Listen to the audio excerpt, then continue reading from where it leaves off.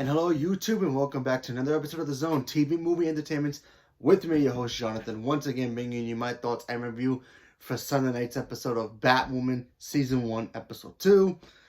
Now, we all know Batwoman literally just started, and everybody's already talking about how the ratings are dropping and blah, blah, blah, blah, blah. Well, I'm not here to talk about that. I'm here to talk about the episode itself and what's going on, and what's going to happen moving forward with my guesses and stuff. So let's talk about Batwoman. So we all know at the end, and by the way, spoilers if you haven't seen the episode yet, so catch up. So last time we saw the episode, Kate finally kind of figure out, like, putting pieces together that Alice and her new, Wonderland gang could be her long lost sister that she hasn't seen since she was a child, which is her twin sister that went over the cliff when her mother died, and the car fell over the water and her mother died, and she thought her sister died as well. So Kate decides to investigate more, trying to figure out if the knife and if there's any DNA that can prove that Alice is truly her sister. She went to her father, which he doesn't believe it. He feels that his daughter is dead. And we find out the motive of Alice and why she's actually doing this. She feels abandoned by her father, because we do find out later in the episode that she is Kate's sister.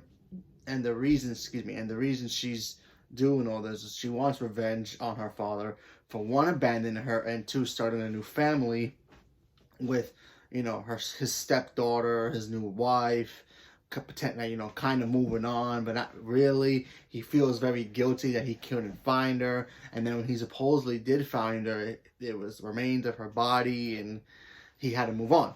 So in Alice's mind, he thinks that he moved on without even looking for her. But then we find out there's a big twist at the end, which I'll get to in a minute.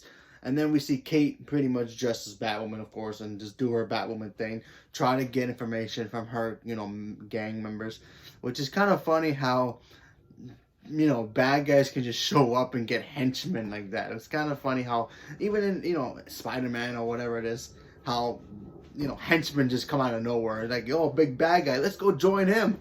It's kind of funny how that actually works. But overall, they were trying to, she's trying to basically try to get information that she needs.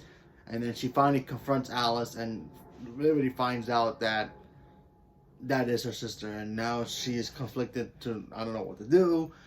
She needs to basically, should she turn her in? Should she save her? She doesn't know. Father comes, chaos happens, Alice escapes once again. And then, of course, now Kate is on, on a mission to basically bring back her sister to the good side. And then at the end of this episode, we find out there's a huge, plot point that's going to be happening, apparently.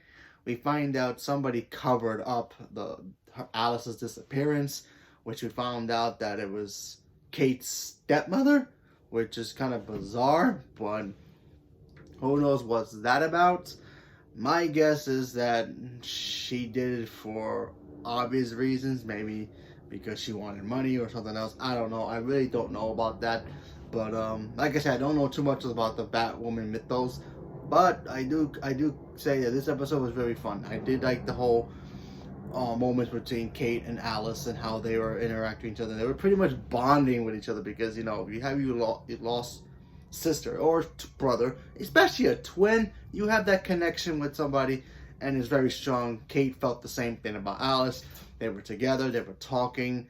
They even had a secret code for a spot that they always go to as children. She had that as a message to one of her goons to give it to Alice. Alice showed up, which clearly indicates that she is Kate's long lost sister now.